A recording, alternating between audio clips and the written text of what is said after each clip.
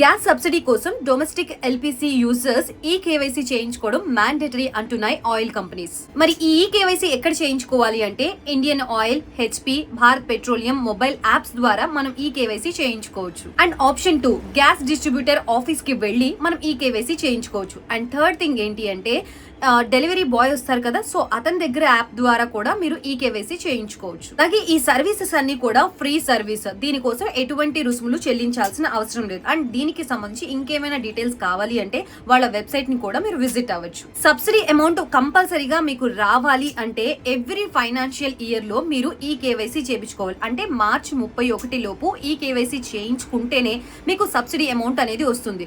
మార్చి 31 లోపు ఈ కేవైసీ చేయించుకోకపోతే మీకు సబ్సిడీ ఆగిపోతుంది. గ్యాస్ కనెక్షన్ ఆగదు కానీ మీకు సబ్సిడీ అమౌంట్ అనేది క్రెడిట్ అవ్వదు.